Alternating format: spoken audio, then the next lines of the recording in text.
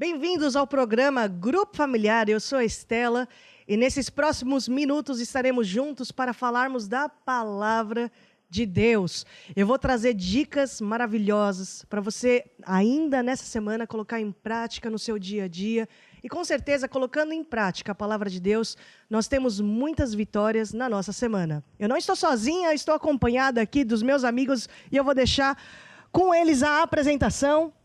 Olá para você, meu nome é Juliana, vamos estar aqui juntos, sejam bem-vindos para você, não saia daí, mas fique esses minutos todos aqui com a gente, que vai ser muito bom ouvir a palavra de Deus.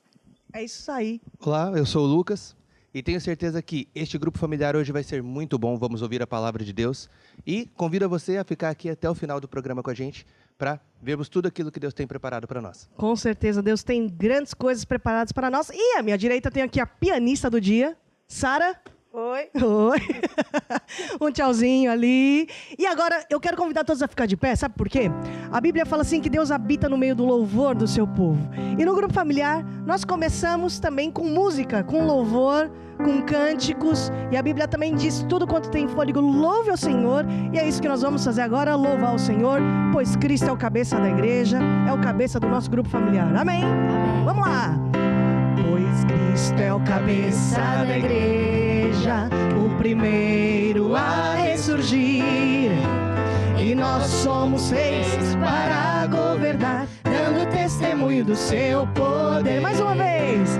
Pois Cristo é o cabeça da igreja, O primeiro a ressurgir. nós somos reis, e nós somos reis para governar, dando testemunho do seu poder. Damos testemunho, mais uma. Pois Cristo é o cabeça. Ide por todo mundo, pregar o evangelho a toda criatura. Nós não nos envergonhamos do evangelho de Jesus Cristo. Esse evangelho é o poder de Deus para a nossa salvação. Aleluia! Oh, glória, glória, glória, glória, aleluia! Glória, glória, aleluia! Glória, glória, aleluia! Vencendo. Vamos subir! Glória! Glória, glória, aleluia! Glória, glória, aleluia! Glória, glória, aleluia! Vencendo, vem Jesus! Glória! Glória, glória, aleluia! Outra parte não, né, Ju? Glória, glória, aleluia! Glória, glória, Aleluia, vencendo. Agora, com as nossas palmas assim, você que está desse lado também, louve a Deus conosco. Deus habita no meio do nosso louvor, tudo quanto tem fôlego, louve ao Senhor. Vamos lá. Glória, glória, aleluia. Glória, glória, aleluia. Glória, glória, aleluia. Vencendo, vem Jesus. Aê! Muito bem. Nós temos esse momento de alegria e também é um momento de gratidão. Já na oração do Pai Nosso, nós oramos, né? Pai Nosso, estás no céu, santificado seja o teu nome, venha a nós o teu reino. Seja feita a tua vontade. Dá-nos um coração agradecido pelo pão nosso de cada dia. E às vezes a correria é tão grande durante a semana e a gente se esquece de ser mais agradecido, de sermos mais gratos a Deus por tudo aquilo que Ele faz, por tudo aquilo que Ele fez e por tudo aquilo que Ele ainda fará. Nós temos tantos marcos com o nosso Deus, temos tantas histórias que nós temos sempre que nos lembrar todos os dias. Por isso que a Bíblia fala assim, traz à tua memória aquilo que te dá esperança, para que você tenha sempre esse coração agradecido por tudo aquilo que Deus é, muito mais do que apenas aquilo que Deus faz, porque a gente sabe que Deus tem muitos atributos e Ele faz muitas coisas por nós. Ele multiplica a farinha da nossa panela, Ele não deixa o azeite acabar, mas Ele é Ele é o marido de viúva, Ele é o pai de órfão. Como é que eu vou me esquecer disso? Então hoje, meu coração está grato, o seu coração está grato, e nós vamos agradecer a Deus por tudo isso. Amém? Vamos lá, chegai-vos de coração grato. Chegai-vos de coração grato, cantai ao Santo de Israel, porque nos deu o Filho Jesus Cristo. Louva. Mais uma vez, chegai-vos. Chegai-vos a Deus, e Ele vos chegará a vós. Cantai ao Santo de Israel, porque nos deu o Filho Jesus Cristo. Louva. E agora o fraco diga: eu sou forte. O pobre diga: eu sou rico, pelo que o Senhor fez. E agora, o fraco diga. E agora o fraco diga: eu sou forte. O pobre diga: eu sou rico, pelo que o Senhor fez por nós. Sabe, a Bíblia diz assim que uns confiam em carros, outros confiam em cavalos, mas a nossa confiança está no Senhor. A Bíblia também diz assim: confia no Senhor de todo o seu coração, não se estribe no seu próprio entendimento, reconhece o Senhor em todos os teus caminhos e Ele endireitará as tuas veredas. E agora o fraco diga: eu sou forte. O pobre diga: eu sou rico, pelo que o Senhor, Ele é a nossa força no dia da angústia. Mais uma vez, e agora o fraco diga: eu sou forte. Fortalecei-vos no Senhor e na força do seu poder.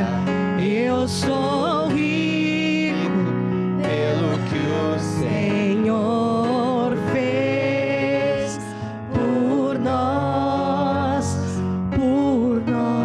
Aleluia. Obrigado, ó Deus, porque Tu és a nossa força. No dia da angústia, sempre nós temos um Deus a quem nós nos podemos recorrer. Tu és a nossa força, Tu és a rocha da nossa salvação. E te peço que o Senhor abra os nossos olhos espirituais para a Tua palavra, para o Teu amor e para o Teu poder neste grupo familiar, em nome de Jesus. E todos vocês digam comigo: amém, amém e amém. É isso aí, podemos todos nos assentar. Muito obrigada, Sara. Sempre nós louvamos a Deus no grupo familiar com os nossos talentos. E assim, quem toca também louva a Deus com os talentos. Nós não louvamos a Deus apenas com a nossa voz, mas o nosso talento louva a Deus também, né, Sara? Glória a Deus. Bom, grupo familiar é um ambiente tão propício, tão bom para nós estarmos, porque é o local onde Deus se utiliza de pessoas para cuidar do bem mais precioso dele aqui nessa terra. E o bem mais precioso de Deus nessa terra são as pessoas. Deus te ama tanto, e Deus ama tanto a humanidade, que deu o seu Filho Jesus, ainda quando nós éramos pecadores. Olha o tamanho do amor de Deus. E o grupo familiar é um projeto onde nós cuidamos das pessoas, porque a mudança é muito progressiva na vida de uma criança, de um jovem, de um adulto, de um casal.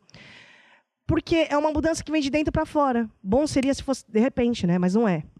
Então, essa mudança vem através do acompanhamento. O acompanhamento é vital para uma pessoa passar de convertido a discípulo. E aí entra a importância do grupo familiar. É ou não é, Juliana? É verdade.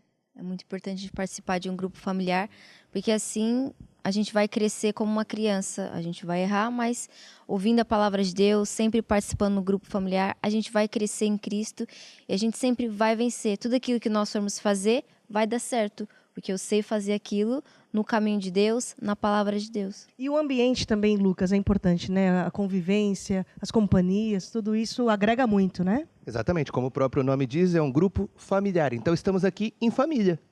Somos todos aqui irmãos em Cristo e estamos aqui na melhor companhia possível, que é na companhia daquelas pessoas que só falam a palavra de Deus. É isso aí. Lucas, eu agora quero falar sobre amor e sobre andar em amor. Eu quero falar sobre relacionamentos, porque muita gente hoje não gosta de se relacionar. Por quê?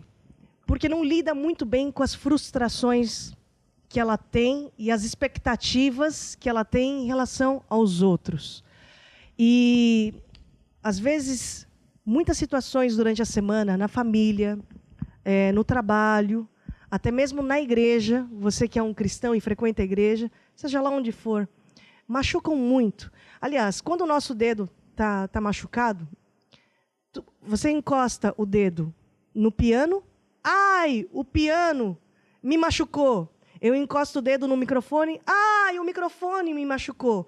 Eu encosto o dedo na Juliana, ai, a Juliana me maltratou. Encosto o dedo no Lucas, ai, o Lucas me machucou. Mas, na verdade, não foi o Lucas que me machucou. O meu dedo é que está machucado. Não foi a Juliana que me machucou, é o meu dedo que está doendo. Não foi o piano que me machucou. Deixa eu também brincar com a Sara. Sara, machuca meu dedo. Ai, a Sara é muito má. Ela é terrível. Por quê? Porque ela me machucou. Gente, não foi a Sara que me machucou, o meu dedo é que está machucado. E a gente tem que saber cuidar das nossas feridas, não é?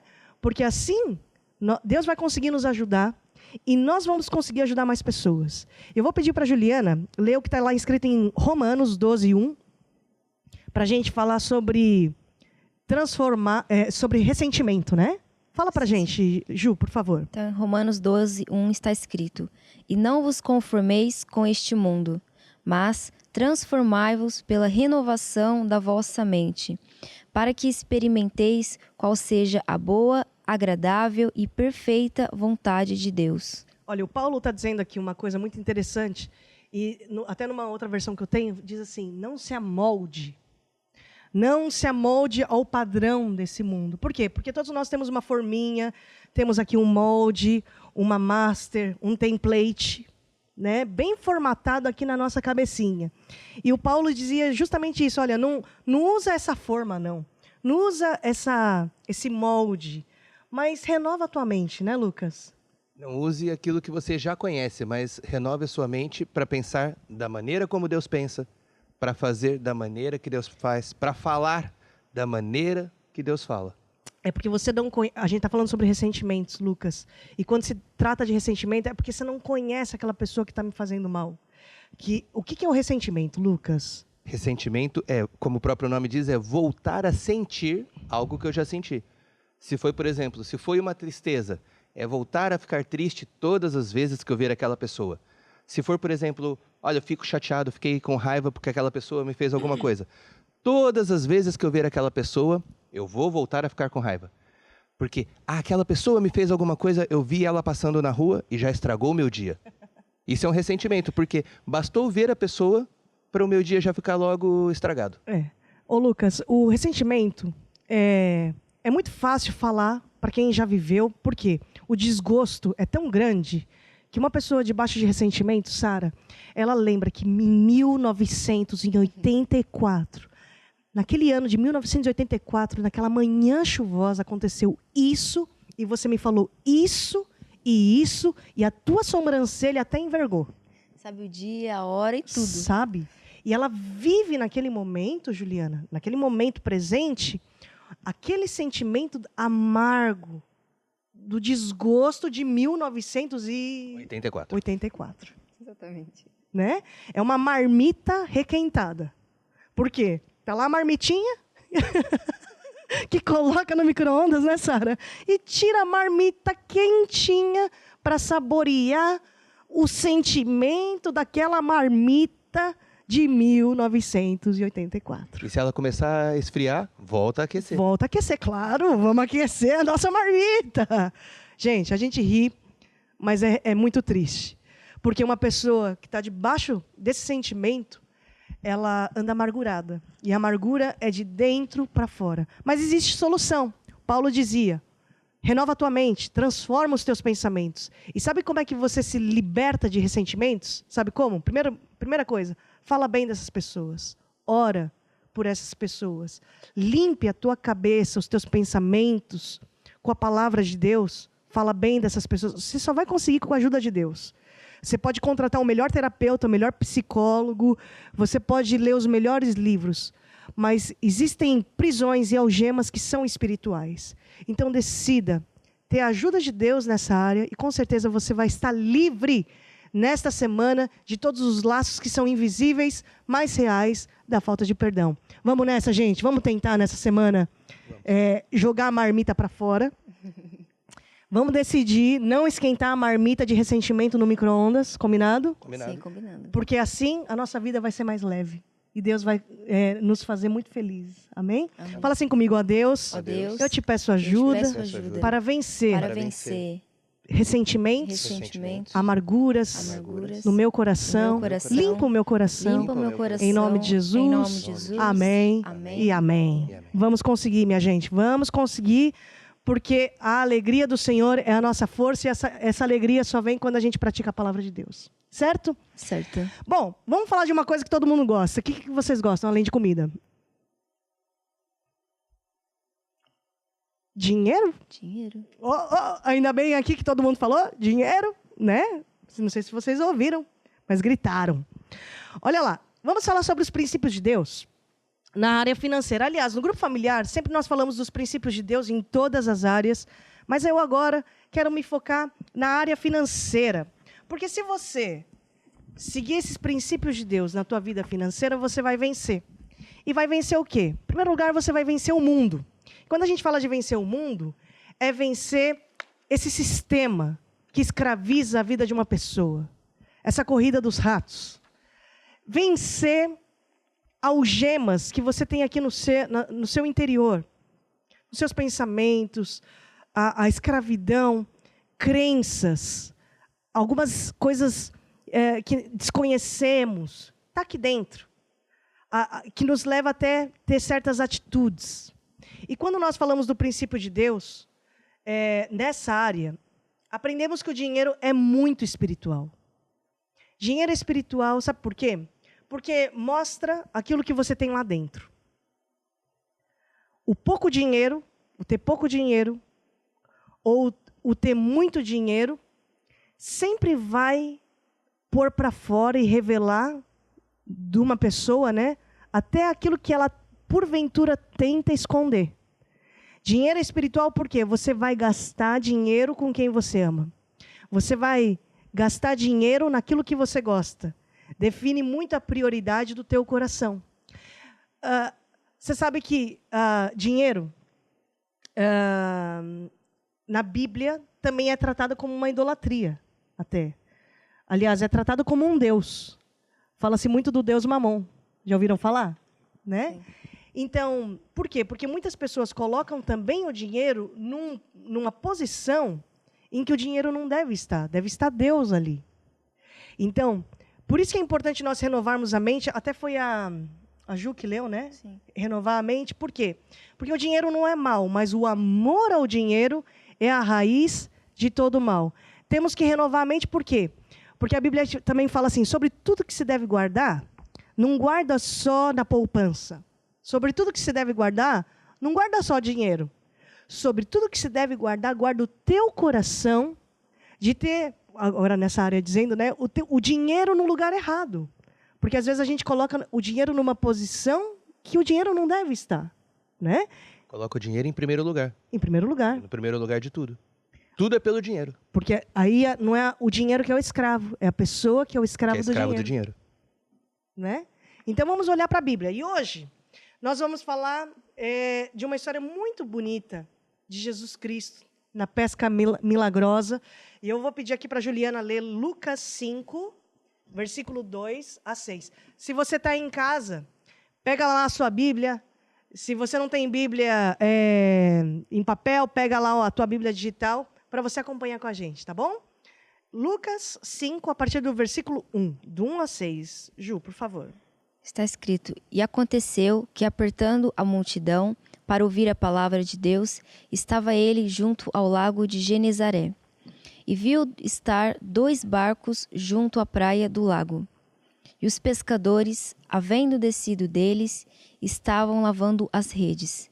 E, Entrando num dos barcos, que era o de Simão, pediu-lhe que o afastasse um pouco da terra, e assentando-se nele, ensinava do barco a multidão.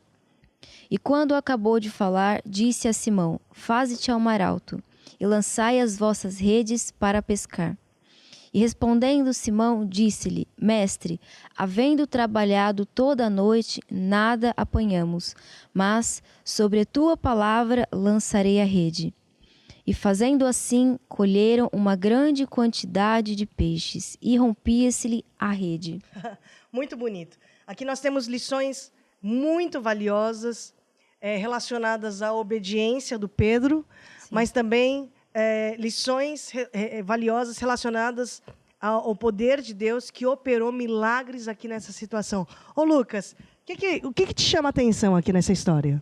O que eu acho muito interessante nessa história é que o Pedro, pelo que nós vemos, o versículo começa a falar aqui que Jesus viu que já tinham ali 2 barcos na praia e que os pescadores já tinham descido e estavam a lavar as redes. Ou seja, eles já tinham trabalhado a noite inteira. Já.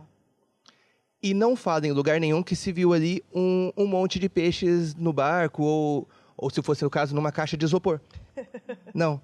Diz que eles estavam lavando as redes e que não tinham pescado nada. Exatamente. E Jesus, depois de já ter pregado, já tinha ensinado a multidão que estava ali ao redor, Jesus diz para Pedro: olha, agora você vai para o mar e lança a rede. E o Pedro, ele era pescador profissional. Muito provavelmente, o pai dele era pescador. O avô dele era pescador. A primeira coisa que aquele rapaz aprendeu a fazer quando era pequeno foi pescar. Ele inclusive, conta a história, Lucas, que ele abriu lá o jornal do dia, né, para ver a temperatura. Ele abriu o aplicativo, foi lá para ver lá o vento, certo? Para ver o vento, para ver onde os peixes iam estar. Os peixes iam estar. E aí ele fez o quê? Ele esqueceu completamente tudo aquilo que ele conhecia para obedecer a instrução de Jesus. Porque se nós continuarmos a ler, o que Pedro diz para ele? Mestre, havendo trabalhado toda a noite, nada apanhamos. Mas sobre a tua palavra, eu vou lançar a rede. Ou seja, o Pedro teve que desligar aquela chavinha do que ele já conhecia, a lógica. Por quê? Eu não sei pescar, não sou pescador. Mas quem é realmente um pescador de profissão, sabe que não é durante o dia que se vai à pesca. A pescaria é feita durante a noite. Tanto é que, normalmente, o peixe fresco a gente compra quando vai logo pela manhã no mercado. Porque ele acabou de chegar, ele está fresquinho. Então, durante a noite que se pesca. Ô Lucas, você está falando uma coisa interessante, porque assim, ele sabia o que tinha acontecido. Para além do conhecimento dele, ele teve a experiência da madrugada. Ele já tinha trabalhado e não pescou nada. Não pescou nada. Então, assim, ou seja, diante dessa situação, ele tinha a opção de obedecer a Deus, a Jesus Cristo, né? Considerar aquela ordem que Jesus dizia, ou ser teimoso. Ser teimoso na experiência dele, ser teimoso naquilo que já tinha acontecido. Sim, ele tinha já uma má experiência daquele dia. Uhum. Provavelmente devia estar irritado, devia estar triste, porque trabalhou a noite inteira e não ia ter o que levar para casa. Afinal, aquela pesca era o mantimento da família dele. E ele teve que deixar o orgulho dele de lado. Exatamente. Porque ele era pescador. E esse homem chega, sobe no meu barco, fala aí um monte de coisas, e agora eu sou pescador profissional e ele me manda voltar fora do horário de trabalho para ir pescar. Mas Pedro deixou o orgulho de lado e provavelmente enquanto Jesus estava falando, Pedro devia estar prestando atenção. Exatamente. Estava ouvindo o que estava acontecendo. E ele prestou atenção, ouviu aquela palavra, com certeza entrou no coração dele e ele viu, olha, esse homem que está aí a falar, ainda não sei quem é, mas esse homem que está aí a falar não está falando uma coisa qualquer. Sabe por quê, Lucas? Porque a palavra de Deus é espírito e vida. Na área financeira, você até pode gostar de ler muitos livros que te ensinem sobre educação financeira. Mas a palavra de Deus tem uma característica, ela nos liberta. Por isso que a Bíblia fala assim, conhecereis a verdade e a verdade vos libertará. E é por isso que na área financeira, quando um crente precisa de libertação nessa área, ele precisa de ouvir e ler versículos, e ler a Bíblia, ouvir pregações relacionadas a essa área, porque a fé vem pelo ouvir e ouvir a palavra de Deus, inclusive nessa área. Exatamente. E foi o que aconteceu. O Pedro ouviu o que Jesus estava falando, criou fé no coração e obedeceu. Porque aí também tem a diferença. Não é só o ter ouvido. Ele ouviu e fez. Ele obedeceu aquilo que Jesus falou. E ele foi pescar. E nós continuamos a ver no versículo que ele diz o quê? Que eles foram, jogaram a rede e que quando puxaram, eram tantos peixes, ou seja, era uma pesca que não era uma pesca normal. Eram tantos peixes que as redes começaram a arrebentar. O que mostra que era uma pesca sobrenatural. Tinha mesmo que, pelo horário que era do dia, tem mesmo que ter sido um milagre de Deus para a vida do Pedro. É isso mesmo. Quer falar alguma coisa, Ju? Não. A Ju estava lá preparada. Eu quero dizer uma coisa. Deus, quando nos pede algo, Jesus, quando nos pede algo, nunca é para tirar. Sempre é para nos dar mais, é para nos abençoar. E quando nos abençoa, não apenas você é abençoado, mas quem está à tua volta é abençoado. E os projetos de Deus também são abençoados. Então, vale a pena confiar em Deus, obedecer a Deus, assim como Pedro também obedeceu. E com certeza você vai ver a intervenção divina na multiplicação na tua vida, em tudo aquilo que você pôr a mão, porque é uma promessa de Deus, né? Tudo aquilo que eu coloco as minhas mãos prospera. E é isso que nós vamos ver nessa semana. Posso ouvir um amém? Amém. É isso aí. E agora vamos para o nosso estudo bíblico, Sara. Posso seguir em frente, né? Hoje nós vamos dar continuação, prosseguimento à aula anterior. E vamos nos lembrar. Deixa eu ver quem aqui lembra. Quem tem uma boa memória. Qual foi a aula da semana passada? 1, 2, 3 e já. Arrependimento de obras mortas. Lucas, parabéns. Parte 1. E hoje, Ju... Não, deixa eu passar, Sara. Hoje, vamos ver se você descobre. A aula de hoje, arrependimento de obras mortas, parte 2. Uau! Sara, toca aqui. Boa. E eu quero recapitular a aula passada. Por quê? Agora eu já até esqueci, a Sara me desconcentrou. O que a gente falou sobre arrependimento, né, Lucas? Arrependimento é mudança de pensamento, sentimento e atitude. Quando a gente está no grupo familiar, a gente fala das doutrinas, dos ensinamentos. As doutrinas, os rudimentos da doutrina de Cristo. E essas aulas de arrependimento de obras mortas, é exatamente isso. É os rudimentos da doutrina de Cristo, ou seja, a base. Não adianta nada você querer saber nadar no fundo se você não sabe nem entrar no raso. Então, essas aulas vêm mesmo para agregar esse início, para você entender alguns fundamentos da doutrina. E quando a gente fala da doutrina, quando a gente fala também de arrependimento. João Batista pregou arrependimento. Foi a pregação de João Batista. Arrependei-vos. Jesus Cristo veio, e qual foi a pregação de Jesus Cristo? Arrependei-vos. Então, esse arrependimento não é só uma mudança exterior, mas é uma mudança interior, de pensamento, sentimento, atitude. E quando a gente fala de obras mortas, o que é obras mortas, Ju? É tudo aquilo que causa morte espiritual, causa separação entre mim e Deus. Tudo aquilo que vai me afastar de Deus. Às vezes não é nem necessariamente um pecado, mas é tudo aquilo que eu coloco em primeiro lugar, à frente de Deus, aquilo que eu dou mais importância, aquilo que vai me afastar de Deus mesmo. E é bom a gente falar disso, porque assim, Deus ama o pecador. Deus amou o mundo de tal maneira que enviou Jesus no teu lugar, no meu lugar. E essa lição, esse estudo, é importantíssimo. Por quê? Porque Jesus não veio para os justos, não veio chamar os justos para o arrependimento, mas veio mesmo para os pecadores. E nós precisamos dessa justificação, nós precisamos desse advogado, Jesus Cristo, que nos defende diante do tribunal, para nós sabermos, em primeiro lugar, como nós podemos vencer o pecado. E como é que você também pode vencer sentimentos dos fracassos do teu passado, porque o nosso Deus é o Deus da segunda chance. Então, hoje nós vamos entender quais são esses caminhos, quais são essas obras mortas, conforme a Juliana disse, caminhos que levam à morte e que nos separam separam de Deus. Deus ama o pecador, mas abomina o pecado. Então, o que é isso que nos afasta de Deus? Vamos abrir as nossas Bíblias lá em Gálatas, é isso mesmo? 5:19. Juliana, vou te dar trabalho, pode ser? Então, lê pra gente o que está lá escrito em Gálatas 5:19 até o 21.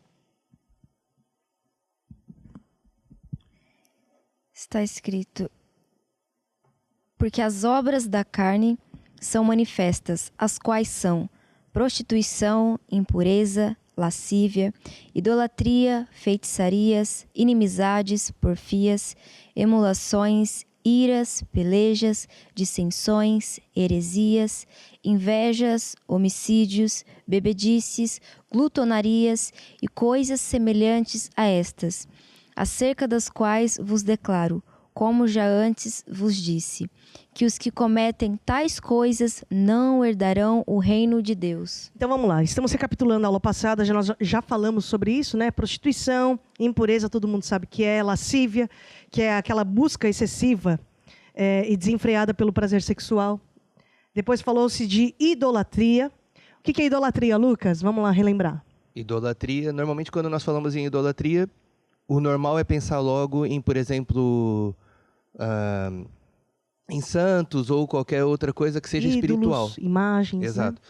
Mas idolatria é tudo aquilo que eu coloco em primeiro lugar na minha vida, à frente de Deus. Pode ser, por exemplo, o meu time do coração, o meu time de futebol.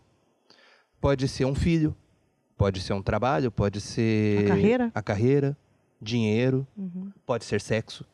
Qualquer coisa que eu coloque em primeiro lugar na minha vida, isso é um tipo de idolatria. Ou seja, tudo aquilo que já tomou o pódio no meu coração. Que está em primeiro lugar. Né? Ok, idolatria. Paramos aonde? Feitiçaria. Feitiçaria é toda a prática que envolve o uso de poderes sobrenaturais para alcançar um fim. Certo? Depois, me ajudem. Parei na feitiçaria. Inimizades. Inimizades são conflitos, agressões físicas até, né? Porfia, rivalidade, competição, aquela busca obstinada pela vitória. Que se for preciso, até mesmo prejudica o outro para ganhar.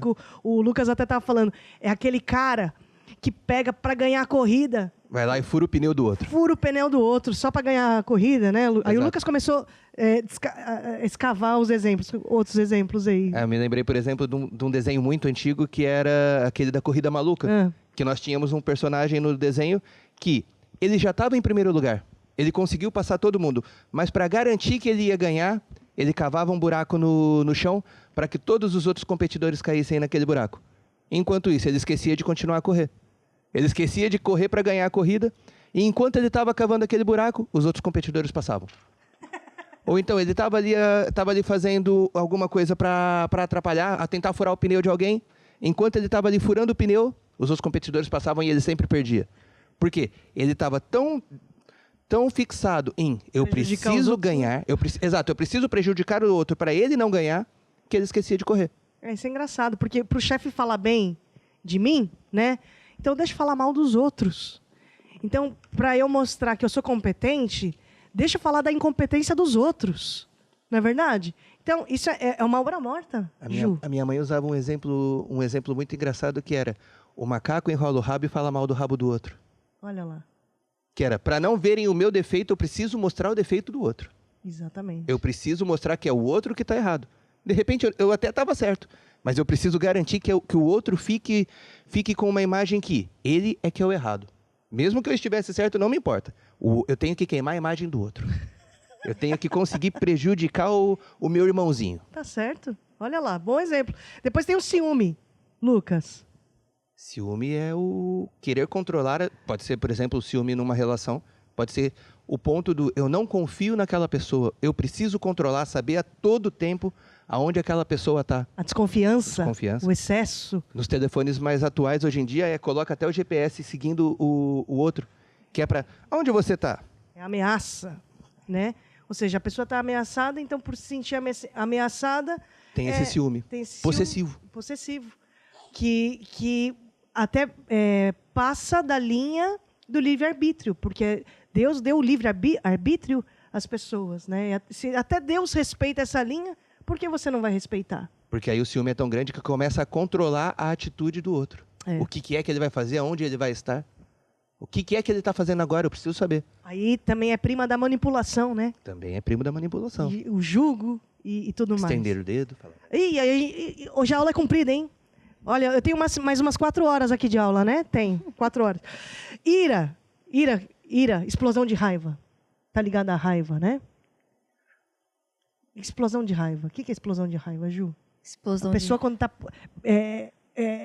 possuída de raiva... é que tá possuída de raiva e quer fazer mal para todo mundo, que aquela pessoa me fez mal. Fala o que não deve. Falo que não deve, não quero mais olhar para aquela pessoa.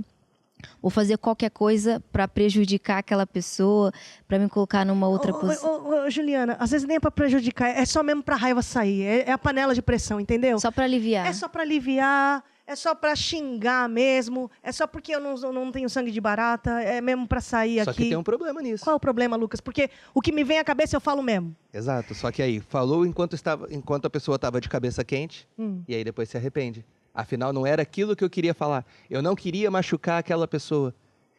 Eu posso até não ter ficado irritado com aquela pessoa, mas não precisava ter falado aquilo. Por quê? Na hora da raiva, quando o sangue ferve, fala o que vem à mente, faz o que... Parece que fica cego, e fala a primeira palavra que vier, faz a primeira coisa que vem à cabeça, e aí depois acontece o quê? Muitas vezes acontecem as desgraças. Relacionamentos ficam abalados, relacionamentos acabam mesmo, porque na hora da explosão da raiva, é prato que voa, é cadeira que voa. Entre as agressões. Exatamente. Passa do ponto de uma agressão verbal até para o ponto de uma agressão física. Exatamente. Por quê? Porque está naquela ira e não consegue nem controlar aquilo que não era realmente aquilo que queria fazer. Lucas, você está indo para o lado que Provérbios ensina muito. E a definição de Provérbios para uma pessoa assim é um tolo. Hoje, na aula de hoje, a gente está indo além até. Porque isso, para além de uma pessoa ser uma tola, ela está cometendo um pecado. Isso é uma obra morta. Isso desagrada profundamente a Deus. E depois ainda continua, né? Discórdia, que é a falta de harmonia entre pessoas e grupos. Dissensão. Dissensão é uma quebra de bons relacionamentos. Até em Provérbios também fala que a 7ª coisa Deus abomina, que é aquele que causa dissensão, divisão entre pessoas. É aquele que chega na rodinha para espalhar a rodinha, né? Para acabar com aquela turma. E muito mais que isso, porque isso também está ligado à facção, que esse versículo também diz, ô Lucas. Mas são pessoas que precisam separar, quebra de bons relacionamentos. Quebras de bons relacionamentos na família. Existem pessoas que querem fazer essa separação. Existem pessoas que querem fazer uma quebra de bons relacionamentos na amizade, numa amizade, no trabalho, até mesmo na igreja. E isso é uma coisa que Deus abomina. A 7ª coisa Deus abomina. É aquele que causa essa dissensão entre as pessoas. É aquela pessoa que só quer ver o circo pegar fogo. Que é a facção, porque aqui ainda a Juliana leu, né? A facção que tem a ver com a divisão. A facção nada mais existe uma ideia, e em prol dessa ideia, os grupos se juntam. Na política, numa cidade, num país, numa igreja. E muitas vezes partem para o extremismo. Se você não concorda com o que eu e os meus... Vai ter consequências. Se você não concorda com o que eu e os meus falamos ou acreditamos, você está errado.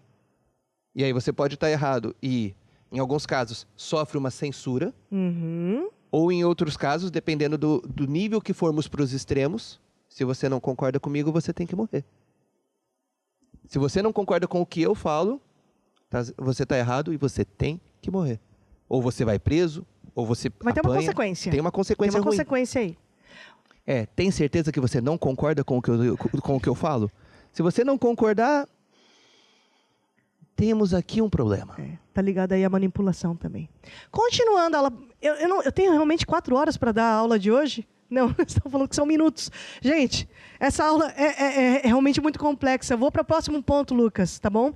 A gente vai falar falamos sobre idolatria, várias coisas aqui, mas agora nós vamos falar sobre espiritismo, consultar mortos. Juliana, Deuteronômio 18, 10 até o 12. Se tem Bíblia em casa, lê com a gente, tá bom? 10 ao 12. Está escrito: entre ti não se achará quem faça passar pelo fogo o seu filho ou a sua filha, nem adivinhador, nem prognosticador, nem agoureiro, nem feiticeiro, nem encantador de encantamentos, nem quem consulte um espírito adivinhante, nem mágico, nem quem consulte os mortos, pois todo aquele que faz tal coisa é abominação ao Senhor. E por estas abominações o Senhor teu Deus as lança fora de diante de ti.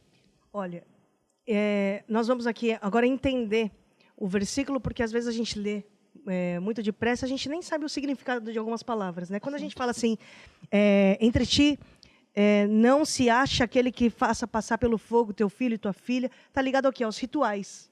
Rituais de consagração, rituais de sacrifício para se conseguir saber alguma coisa do futuro ou se conseguir alguma benesse. Depois fala aqui do prognosticador, que é aquele que faz previsões. Depois fala aqui do agoureiro.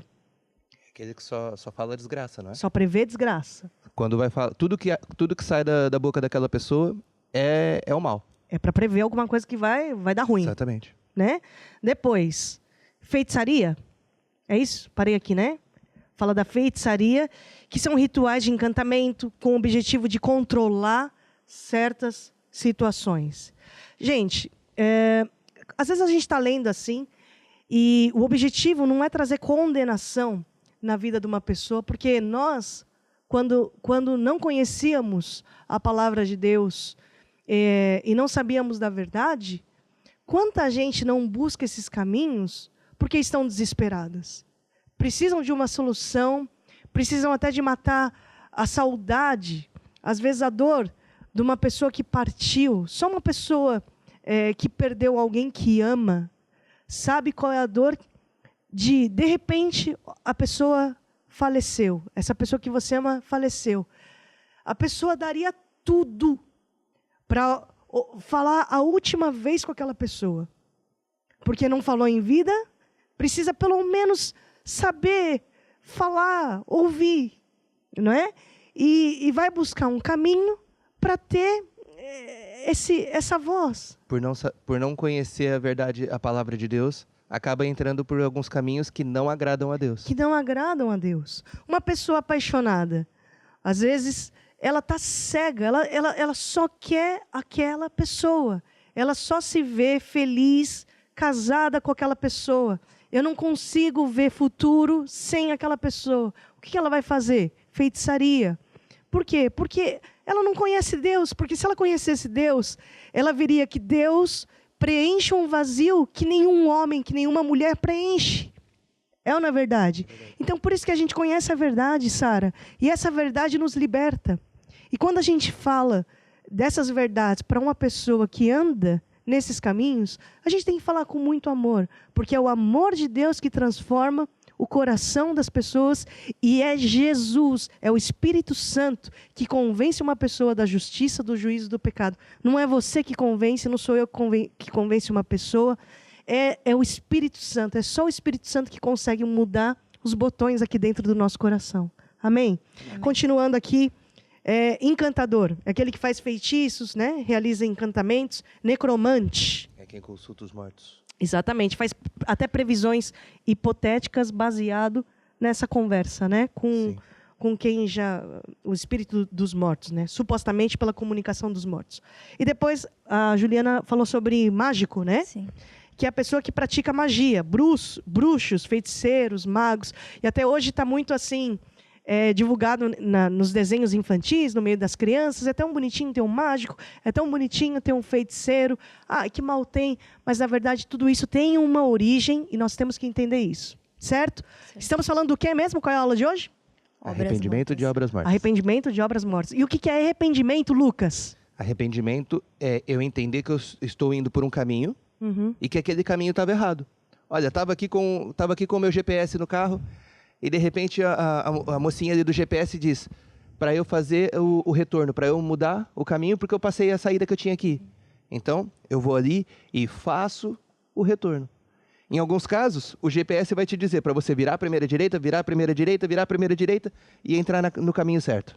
Ele te corrigiu o caminho. Outras vezes, você está num caminho que não tem um retorno ali.